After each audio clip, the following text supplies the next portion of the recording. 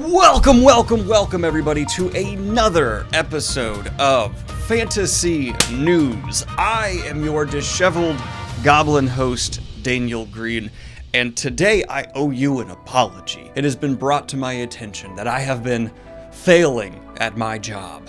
Yes, this show that is hosted by a person called the Disheveled Goblin has not been taken seriously enough. This post on my own subreddit was brought to my attention where someone speculates I could be on cocaine. Because there is no way a person can be goofing off, happy, and having a good time now that they're living with someone they love and are properly medicated and on a lot of caffeine. No. It must be drugs. And if people are believing that, then I failed you. And so what I would like to say is I'm sorry.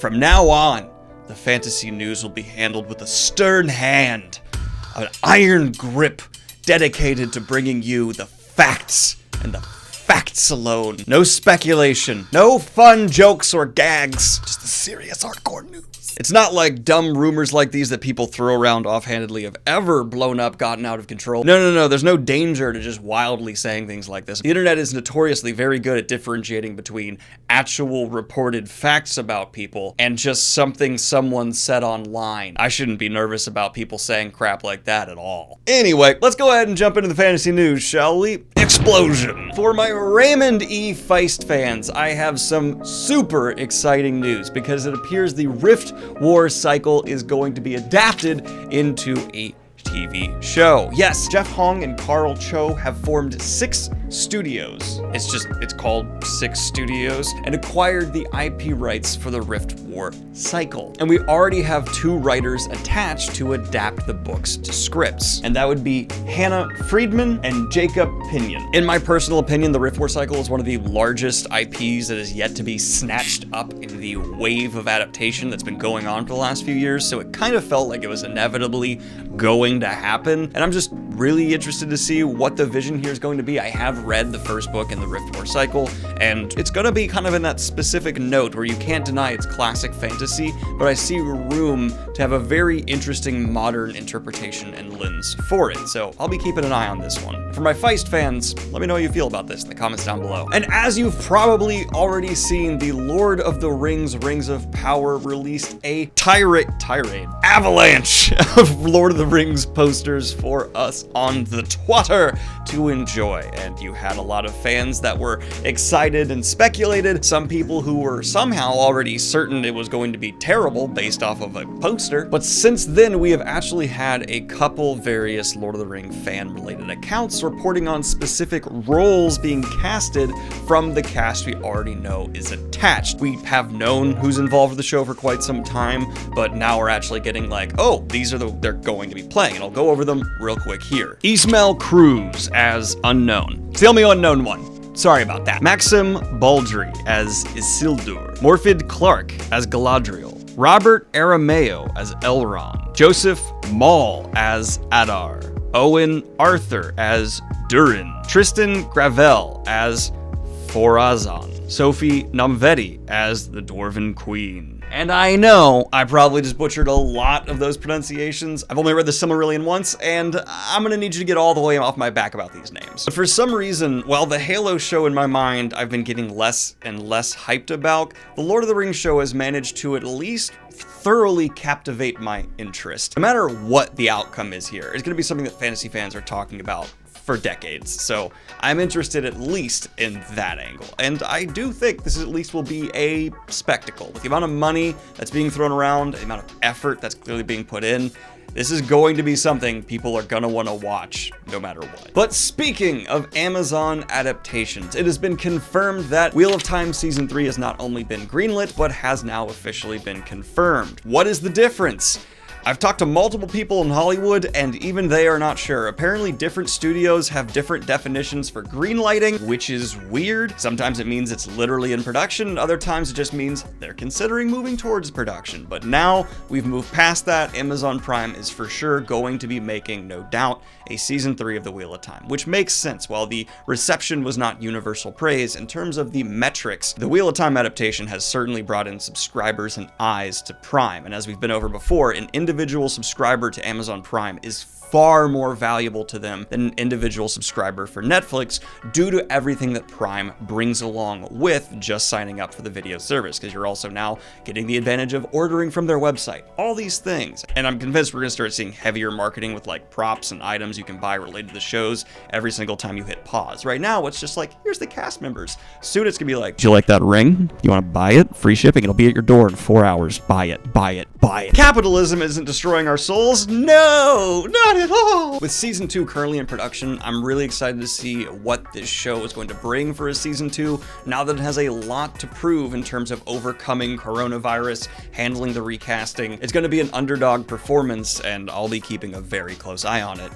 Duh. And a big congratulations is in order to Brandon Sanderson and his team, as we had Michael Kramer tweeting out, "Quality is a function of teamwork. Congratulations and thanks to the support teams Brandon Sanderson and Macmillan Audio, the audiobook Rhythm of War was named a finalist in the Audies 2022 in the fantasy category."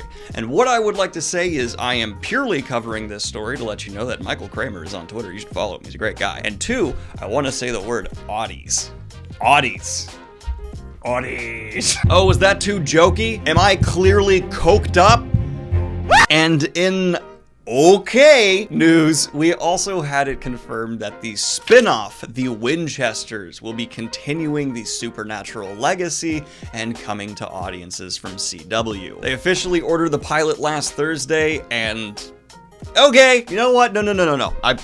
I'm being too negative. Instead, I'm not even a Supernatural fan. I have no right to talk. So instead, I want to purely pass this on to the fans, because honestly, I'm just being too harsh. I can't judge. I haven't watched the show. Maybe there's a lot left to be actually consumed and transformed here. So if you are a fan who's watched the seasons of Supernatural, let me know what you think of this, and I will be willing to say you are better informed than me, and I will take your voice into account. Please, genuinely, honestly, let me know in the comments down below. But it wouldn't be fantasy news if we didn't talk about a cover reveal. That's right, Tad Williams' newest cover for Into the Narrow Dark has been brought to the fans, and notably, it is a pretty starch departure from his previous covers due to a new artist being attached. This cover was crafted by Jim Tierney, and I quite like it. It is more of that minimal side we are seeing be quite popular for fantasy covers these days, but it's one that stands out, and while I do love the original Tad Williams style, it's a fresh breeze, I guess, though I'm curious what bigger Tad Williams fans, of course, have to say, so give me your thoughts down below. And while you're checking out those comments, maybe check out my book, Breach of Peace and Rebel's Creed.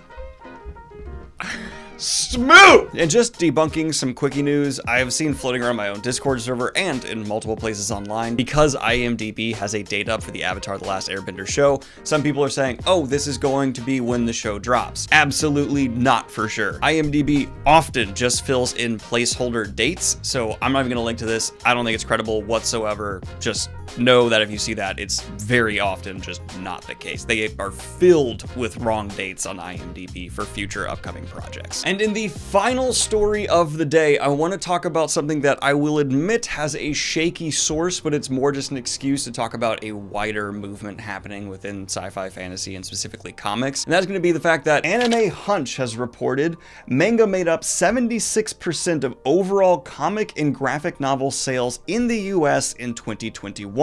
And this is according to NPD Bookscan. I am not super familiar with these sources. I did some brief checking into them before talking about this, but I more just want to talk about the fact that as someone who is trying to get more into comics and graphic novels myself, I have seen this trend. We are seeing an explosion of manga in the last 10 years, I'd say, within the United States. I plan on reading and reviewing a lot of graphic novels coming up. It's a whole other side of sci-fi fantasy I've not gotten too thoroughly in the coming weeks, you should expect to see a lot of it. And I kind of did the inverse, where I started with mangas like One Piece, and I'm just happy. This just makes me feel hope, because medium does not diminish genre. Manga is ripe when it comes to telling deep, nuanced, and massive stories that fit right on in with some of the biggest fantasy epics of all time. There is stereotypes that it's overdramatic and overblown, and that is sometimes the case. No actual deep anime fan will ignore the fact that a lot of the times the expressions are over the top, the humor can be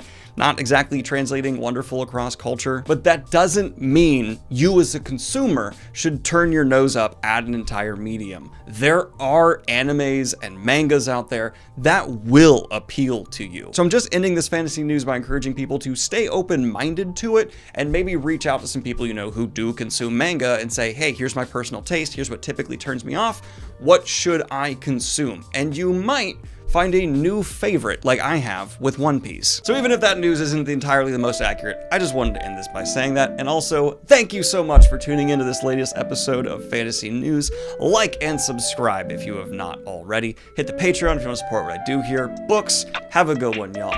Peace, love you, bye! And of course, I'd like to record a special shout out to Anthony Mayano and Chris G. Gastelum for being my latest high tier patrons.